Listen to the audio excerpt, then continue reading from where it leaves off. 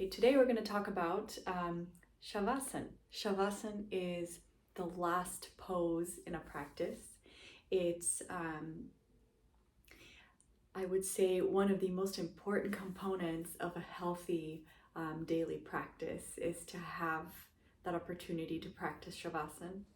And Shavasana is a pose where you don't actively do anything. However, you allow things to happen. And so you're not actively lifting or holding anything, but you're teaching the mind essentially how to allow things to happen. And so it's not just laying there and resting, although you're not in the mode of doing, you're in the mode of receiving and observing. So it's very important to make sure that you don't skip Shavasana. It also incorporates all the different work that you did to different parts of the body. You can incorporate that a little bit more. It can just integrate everything in the body a lot better. Okay, so with that, I'll show you how to lay down for Shavasana, a few do's and don'ts.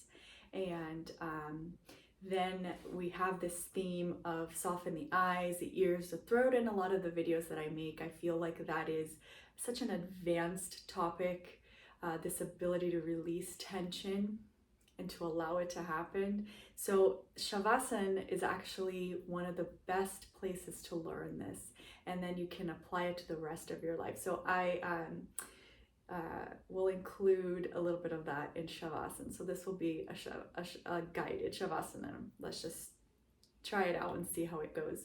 Let me know if you like it. Okay, so here we go. Find a clean spot on your mat. Usually it's better in your yoga practice, but also especially in Shavasana, that you don't have like sunlight beaming on your face or on your body during Shavasana. Sometimes you can have a spot with morning sun, but don't be in the direct light of the sun. So some nice safe spot to lay down in.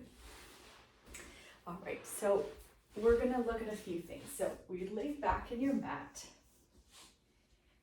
and I lay back and I want to have a neutral spine here. So sometimes, depending on the shape of the head, if there's a tendency for the chin to come up, then put a support underneath your head, a blanket or a very, a softer block. So you can add support there. If the ground is too tough, sometimes it's nice to put a few blankets down to lay down so that's softer, and I'll show you that in a minute. And then we bring the legs out. So I straighten one leg and then the second leg. And when I do this, what happens, if you can see, is my body moves so that the skin of the back rolls up towards my neck. So what I want to do for Shavasana, if you've seen a lot of adjustments that teachers do, they come and they bring the skin down. So you can do that yourself. So you bend your legs and make sure that you're rolling the skin of the back down towards the sacrum and keeping that friction on the mat. Then slowly tuck a bit and then carefully bring the legs back down for Shavasana. Turn the palms up towards the ceiling, and the reason for this in the physical level is that you're turning the arm out, so it's an external rotation of the arm here, opening the chest more. So palms out. And then when we look at the legs, make sure that your legs aren't very far apart. They're just hip widths apart. So hip widths apart. Roll the thighs in. Okay, this is all preparation for Shavasana. So roll the thighs in, and then you can release the leg so that you're not actively rolling. You just receive that sensation and then out, palms facing out. And then make sure that you don't have any wall or props or things touching any part of your body. Sometimes in the studio it's packed and you have people there and the hands touch, and that's totally fine. But if you can at home, don't be near a wall where it's restricting the movement of the hands. So the hands are far enough apart so that you can have like a room for this chest to lift in the beginning, but you don't want to have the hands up here. This makes it that your mind can't really rest. So, I would say around this angle, not too open, but just here. And then I want to roll this skin up so that I'm lifting my chest here, and lift the clavicle, lift the chest, and then release and let go.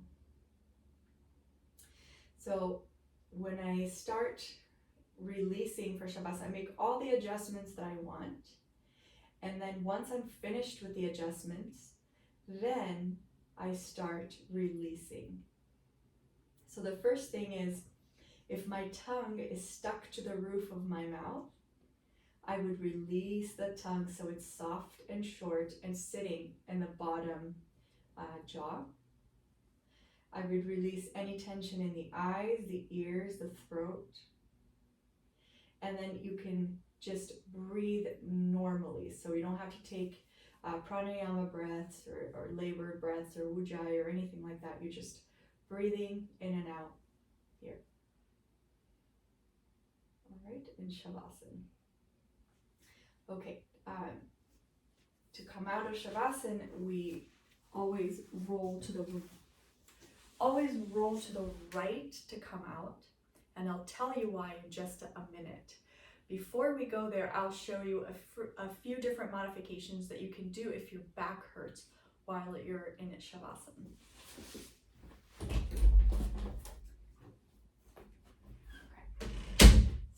A bolster is a really nice thing to have. So these are modifications that you can do in Shavasana, and then after this we'll go through a small little guided Shavasana. Okay, so modifications would be, if my back hurts, I can go through the same process, but I put a bolster on under my knees, and I can almost bend the legs out and have the legs come out a little bit. So I can do Shavasana here. I can certainly do Shavasana here also. And another great way to do the pose is to place a little bit of a weight right on your thighs. So right near the groin, but mostly grounding the thigh so that the thigh descends down to the ground and palms facing up. So this is also a great option. And if you have sandbags, you can put them on top of the bolster also. Okay, I'll show you how to put the support underneath the head if your chin has this tendency to come up because of the shape of the head sometimes, or the kind of floor. So I will show you that. Okay. So here is a simple way to support the head. You just use a blanket, and you lay on that blanket so that your head is supported, and just not too much of the neck, but just so that it feels supported. And then you can see that my chin comes down a little bit lower. Okay, so if I use the blanket, it helps that. So if the chin is around this range, I would say that's pretty good. Okay, and then scooch the skin back, bring the legs down, and release into Shavasana. All right, so the reason we roll to the right in yoga poses is because most of us, probably a very large number of these human bodies, have the heart slightly to the left. And so you roll to the right, and you can even do this, when you wake up in the morning, You roll to the right, so you minimize that pressure on your heart. So if you roll to the left a few times, I don't think that there's any measurable effect on the heart. In yoga, we go slowly to more and more subtle practices where I think an accomplished yogi or a yogi who really is looking to become that sensitive would be able to feel it. And you know, the cumulative effect of always rolling to the left, does it have an impact on your life? I don't know. But that's the reason. So it's not just an arbitrary thing, roll to the right, you know, and there's a real reason for that. So I would recommend to roll to the right. Okay, so lay back for Shavasana, find a comfortable spot, and I will guide the practice from a sitting position because when I lay in Shavasana, it's easy for me to do Shavasana. And so I will stay seated. But please lay back into Shavasana. So as you lay back, neutralize the spine, bend the legs, push back against the friction of your mat so that the skin of the back of the body rolls down towards the sacrum. Roll the shoulders out, palms up, about 6 inches away from your body so that you can start receiving that opening in the chest. You can release any tension in your legs. You can have the sensation of rotating the top of the femur in. It's an inner rotation of the leg. And then having the legs be hip width apart. And after that sensation of inner rotation of the legs, just allow the legs to be. And all the while, just taking normal breaths. Once you have your physical shape pretty much, set, make any other adjustments that you would like to make in your pose, go ahead and do those. So if you need to move your head, move your hair away from wherever it is, get all of that out of the way. And then once you go into Shavasana, then don't fidget. Knowing that yoga is not this authoritarian thing, so if you do need to move, by all means, please move. But if you're without pain, just after you finish adjusting yourself, then that's your resting pose. So start following your breath, and by what I mean by that is take an inhale and then notice if you're holding any tension in the eyes, the ears, the throat. And start understanding what it means to feel the space in the ears, what it feels to feel that the ears, the space in the ear is closing, or you actually have this huge depth in the ears. That means the ears are relaxed and released and calm. Sometimes we feel that we have the sensation of a knot in the throat. If you're having, every human being has this knot in the throat at some point. So when you breathe into the knot of the throat. So breathe in with that knot in the throat in mind. So breathe into the knot. So it's a way of speaking. The air goes into the lungs, but the energy that you're sending is to that area in the throat. So you breathe in there and then just breathe out. If the tongue is stuck to the roof of the mouth, then peel your tongue away from the roof of the mouth and have the tongue resting along the bottom jaw so the tongue is short and soft. And keep breathing. So we're going to work on the eyes. So what I want you to do, so the eyes in Shavasana are always closed. So usually if you can see anything right now, it means your eyes are not closed. So sometimes, we have the eyes kind of closed but a little squinted, or there's the comfort level of keeping the eyes closed is not there. So slowly you get to that point, but the eyes are closed in Shavasana.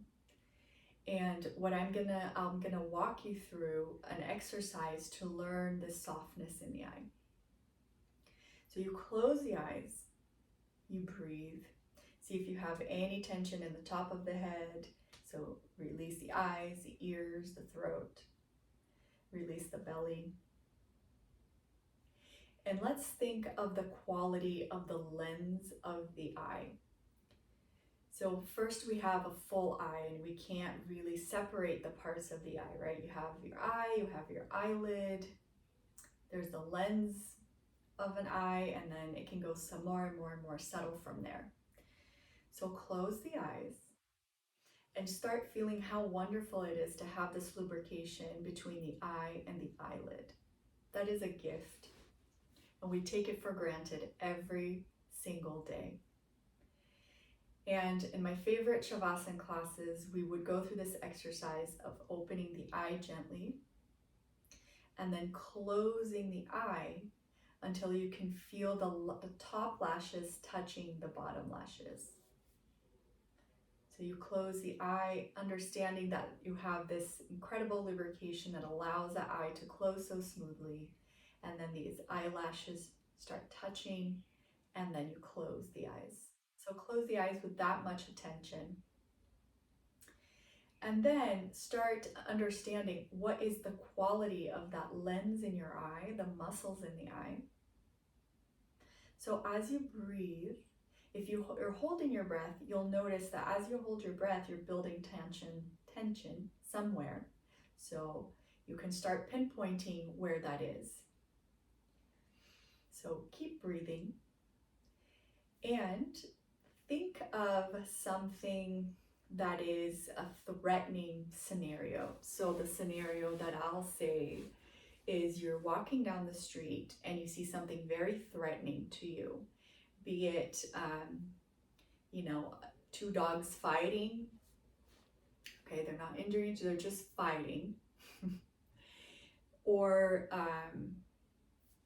a car accident, or something that really takes you back, and notice what the quality in the eye is. Usually it's a hardness. It's it's almost like we make a wall with that lens of the eye. So you can think of things that would startle you or would not be a comfortable scenario, or a lot of pollution, things like that. So you would have that hardness to your eye. So take a moment, take a few breaths to just explore what that hardness, please don't hurt yourself here, but just to explore what that hardness in the eye feels like. And the reason it's important is because once you pinpoint it here in Shavasana, then during your daily life, you can see how many times you're harboring that hardness in your eye. When you talk to your spouse, if you're having a fight and you notice that hardness in your eye, if you can pinpoint that and soften it, maybe the fight will not be able to continue, or at least it'll continue in a more productive way. If you're talking to a child, how many times do you have that hardness in the lens of the eye while you're having a discussion with a teenager, or the way that you're speaking with someone? So in all different aspects of your life, how many times can you pinpoint this hardness? So you just notice, breathe, and then start understanding this is just an example, just an exercise. And for your next breath, I want you to think of something that brings you joy and that is absolutely not threatening to you. So an example would be your eyes are still closed at this point and you're breathing, you're laying down. If your back is starting to hurt, you can add a bolster underneath your knees, or you can bend the knees and rest the knees on each other. If not, just stay in Shavasana and think of a scenario that is not threatening to you. So this would be very gentle waves lapping on a beautiful sandy beach, let's just say, in the morning, perfect weather, and you're looking at this beautiful scenery. What is the quality of your eye? The lens of the eye, right? See if you can go there and just say, wow, and my eyes aren't protruding out. The lens is relaxed. The lids of my eyes are just gently resting, in a closed position.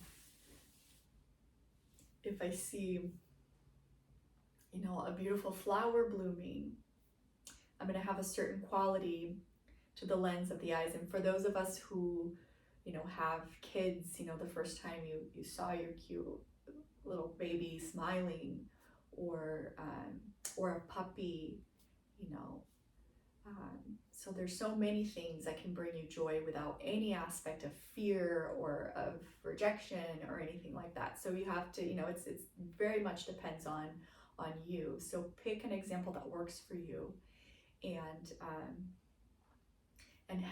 see what that quality feels like in the eye, and take a few breaths to really take that in and see if you can create a little bit of a memory of what it feels like to have the lens of your eye be so calm and without tension, and not feeling threatened that it has to sort of defend itself. And so slowly in Shavasana you learn the difference between these two. Don't practice the contracted lens of the eye. You just do that once and you understand what that is. And if you're going to do Shavasana a few more times, make sure you're always practicing the softness and the quality in the eye that is not tense. So practice that, see what that feels like, and then just breathe into that softness in the eye, and see if slowly, with practice, that ability to soften the eye and to release tension.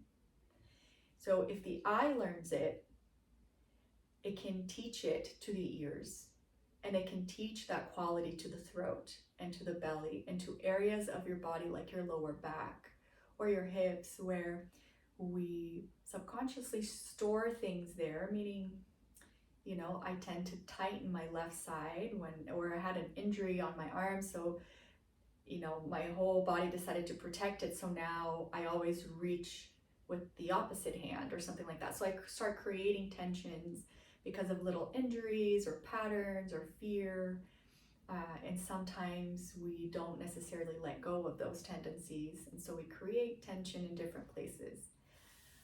So with the softness in the eye, slowly you teach the rest of these places weight. We don't have to have this hardness. We can substitute it with the softness.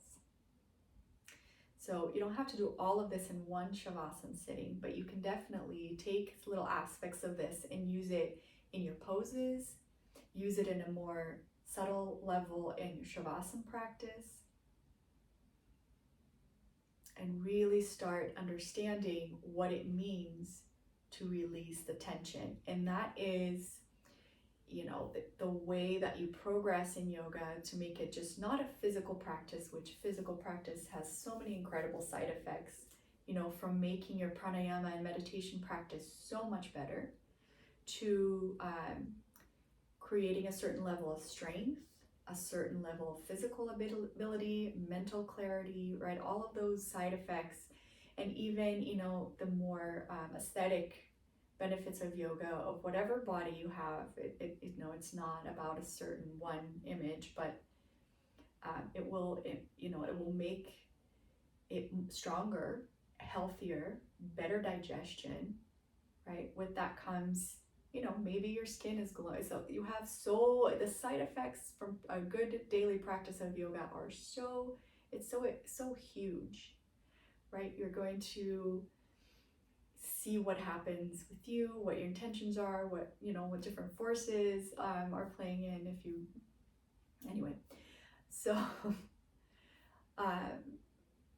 but then working with that physical aspect, adding this more subtle practice of softening these eyes, ears, throat, this tension, allows you to maybe explore other aspects of releasing tension and seeing what happens for you. That's what I'm saying. What discoveries come up, which putting them into words, I think, doesn't give them any justice. It's impossible. So I hope that you start getting a sense of how powerful Shavasana can be, and that this exercise is something that you can use in all aspects of your life, not just Shavasana. So then you would just lay in Shavasana and breathe, and not think about the hardness of the eye, the softness of the eye, just breathe. Allow the softness to happen in your eye. You're not doing anything. The softness has always been there. It's just there. You just have to shed away the tension, and the softness is there. It's just being clouded by tension, but actually your eye is beautiful, perfect, always been soft. So allow that tension to dissipate, and then it reveals this soft, tenseless quality of your eye. So as you breathe in Shavasana, just allow that to happen. So you don't have to do anything. You don't have to be anything, do anything, just allow it to happen. If some tension releases in your groins or in your legs, allow it to just happen. Okay. So after this next breath,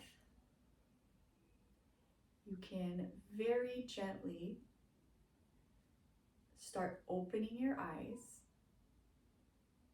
Feel the eyelashes separating from each other, the eyelid gliding up,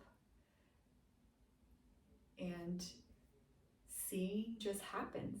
You don't have to do anything. If the eye is properly working and healthy, seeing happens. So seeing is revealed to you. So breathe nice and naturally.